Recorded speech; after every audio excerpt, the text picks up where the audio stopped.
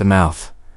It is the most powerful tool, but it is also the most ruthless traitor. Machiavelli, the master of power, saw a terrifying truth. He did not dissect humanity through morality, but through absolute power. His conclusion was brutal. Every time you open your mouth without calculation, you are voluntarily surrendering your strength to your enemy. This is not a lesson in keeping secrets. This is a strategy of emotional control.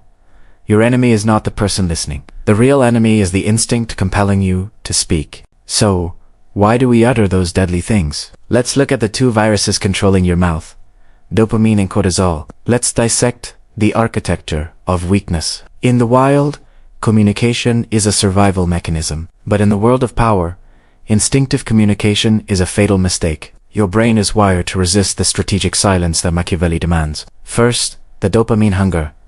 You just achieved a small victory, maybe a great idea, a new job, or you just bought an expensive item. Immediately, you feel an irresistible urge. Tell someone. That urge is not sincere sharing. It is the brain's reward mechanism at work. When you tell something interesting, the listener will admire, be surprised, or be jealous. Your brain records that interaction as a social reward. That is a dose of pure dopamine injected straight into the system. And here is the scary part Machiavelli pointed out. This process is a substitution. When you talk about upcoming plans, dopamine is released. The feeling of satisfaction and achievement arrives instantly. Unfortunately, the motivation to actually act, it has evaporated completely. You have drained your strategic energy seeking cheap external validation. This is the most expensive social addiction. You get instant pleasure, but you pay with the element of surprise, with respect, and with long-term motivation. Visualize your mouth as a leaking faucet. Every boast, every declaration about the future, every piece of information you share is a drop of precious water. You feel good when the tap runs, but you are wasting your secret resources, while simultaneously wetting the floor where opponents can easily track your footprints.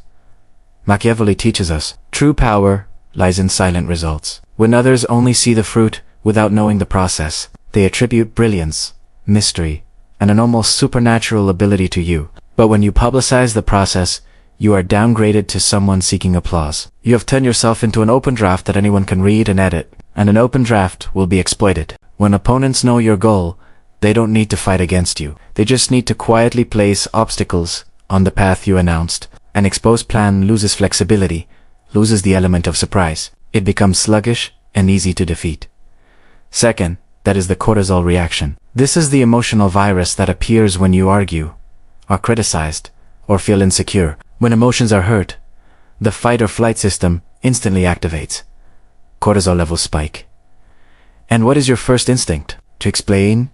You speak louder, faster. You try to arrange complex arguments to defend yourself. The more threatened you feel, the more you try to fill the void with words. This explanation, according to Machiavelli, is the clearest display of weakness and lack of control. Explaining is a voluntary act of putting oneself on the defensive. Imagine you are falsely accused in a meeting. Your gut instinct screams, I must make them understand. Immediately, you start giving a series of details, reasons, excuses. Each explanation is another piece added to the picture the opponent is painting of you. You are not just refuting the accusation. You are confirming that the accusation is important enough to make you lose your cool. And when you lose your cool, you have lost the strategy. People with true power do not rush to explain. They create an inviolable silence. That silence is not agreement, but the pride of self-control. It sends a cold message that your information is not weighty enough to break my cum. They use that silence to analyze the emotional frequency you just revealed. When cortisol is high, you don't just speak information, you reveal your root fears. The opponent knows exactly which button drives you crazy. They know what you value, and they see through the weakness you are trying to hide. This is the ultimate weapon Machiavelli always looked for in his opponents. Machiavelli warns, people hurt the one they love, because they are less afraid of him than the one they dread. If you constantly explain, apologize, and boast to be loved or accepted, you are removing the element of dread. You become vulnerable, easy to manipulate, and finally, easy to betray. Your mouth, when uncontrolled, is a free broadcast channel of your deepest fears and desires. The goal is not to be mute. The goal is to let words serve strategy. We need to freeze the instinctive reaction. To do that, you must identify 3 dangerous emotional shades. These are the three pillars of verbal betrayal that no strategist is allowed to ignore. B. Careful, because they are lurking right behind you. We have dissected the biological mechanism behind self-destruction. But to control an enemy, you must call it by its name.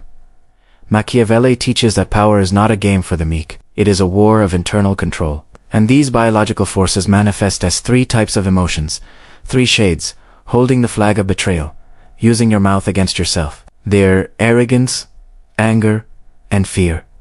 The first shade, arrogance, also known as the trap of excitement. This is the most subtle trap, fed by the dopamine hunger we discussed. Arrogance does not necessarily mean blatant boasting. It is an unrestrained joy. It is an instinctive reaction wanting immediate social recognition, wanting to be seen as a winner. In Machiavelli's eyes, verbal arrogance is a foolish act, because it violates two fundamental strategic principles. First, revealing plans. You worked hard to have a vision. You are excited. You start saying, I am building this. My grand plan is that soon I will do this. Every word you speak is a clue for competitors. It is like you are printing a detailed treasure map. Then you distribute it for free to any bandit who wants to steal it. This creates replication. It creates defense from the opposition. And more importantly, it strips away the power of surprise. Power lies in the element of surprise. When you are silent about your goals and let results speak, others won't have time to prepare. They will mistake your success for luck or genius, not a repeatable process. This is why the best generals never announce where they will attack. Second, criticizing the absent. Arrogance often forces you to drag others down, to lift yourself. And that weapon needs to be drawn at the right time. Because stepping out of this door, you are no longer in the theoretical world. You are stepping onto a battlefield. Arrogance, anger, fear, they are hiding under expensive suits and firm handshakes. They wait for a second. You let your guard down to pull the strings of the puppet named the mouth. To survive, you need to know exactly when to lock your mouth shut. Burn these for life or death moments into your mind. Moment 1. The negotiation table and the void trap. You just put a number on the table. Maybe a price for a big project, or the salary you deserve. The opponent looks at you. They say nothing. They just stare into your eyes. 1 second passes, 2 seconds, 5 seconds. The air becomes thick. The ticking clock sounds like a hammer hitting your chest. This is when cortisol activates. Your brain screams. They refused. The price is too high. Salvage this now, and so the treacherous mouth begins to work. You stammer. Of course, this price is negotiable. Or worse, if you find it expensive, I can lower it. Right now? Congratulations. You just shot yourself in the foot. You just negotiated against yourself. The opponent hasn't even opened their mouth to refuse. They simply used the tactical silence to see if you are steady enough. In this moment, what would Machiavelli advise you to do? Become a statue. Once you have made the offer, shut your mouth. Absolutely, do not say another word until the opponent speaks. Even if the silence lasts 10 seconds or 10 minutes, your silence sends a powerful message. I know my value, and I am not afraid of losing this deal. Whoever speaks first in that silence is the weaker one. If they are silent, you are silent too. Look straight into their eyes. Turn that pressure back on them. Let them be the ones to break the silence, to ask more or accept. Remember carefully, in negotiation, whoever is more comfortable with silence wins. Moment 2. When criticized by superiors, the boss's door closes. A harsh tone rings out. This is hostess. Folio ego they point out mistakes, or even they are wrongly blaming you. Hot blood rushes to the brain. Anger and fear rise together.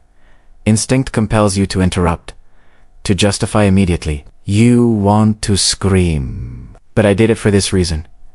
Or, it's not my fault. It's the other department. Stop. Every explanation right now is seen as defiance. Or worse, weak excuses. In the eyes of power, a subordinate who explains too much is an untrustworthy subordinate. When you try to shift blame, you are proving you are incompetent. You are turning a small error into a disaster of attitude. The tactic here is called acceptance. Listen silently until the end. Do not interrupt. Do not roll your eyes. Keep a face as calm as a lake. When they finish, don't rush to justify. Use silence to digest information. Then, Say only one single sentence confirming the issue. I understand the problem. I will handle it. Done. No buts, no becauses. This answer disarms the angry person. They want to see you panic or resist so they have an excuse to attack further. But you hand them a cold commitment. You turn the situation from judging sins to solving problems. You kept your dignity, and most importantly, you kept your position. Moment 3. The Trojan horse. Do not trust venting sessions. The office environment is a miniature Machiavellian chessboard, and the most dangerous trap often appears under the guise of friendliness. Glasses clinking, the smell of alcohol wafting. The atmosphere seems very open. A colleague puts an arm around you, complaining about the boss, about company policy. They whisper, "It's just us here. What do you think of the old boss?" This is the prey moment. Dopamine stimulates you to fit in. You want to be trusted? You start playing along. You badmouth the boss. You reveal intentions to quit. You complain about salary. You think you are confiding, but in reality, you are handing the knife to someone else. Tomorrow, when there is a conflict of interest or a promotion opportunity, those drunken words will become evidence against you. The close colleague today can be a direct competitor tomorrow. The survival rule here is never join negative emotional alliances. When someone badmouths others to you, be silent. Just smile. Or nod slightly. Absolutely do not express an opinion. Do not add fuel to the fire. Do not let your voice become evidence, accusing yourself. Keep the darkest thoughts to yourself. Mystery creates respect. Gossip only creates trouble. Remember, everything you say can and will be used against you. Not in court, but in the year-end performance review meeting. The final moment. The abyss of the unknown. You are standing before a crowd, lights shining on your face. Someone asks a tough question. A question you are completely blind to. Fear strikes. Fear of being judged, as in fear of being seen as weak. The mouth begins to betray.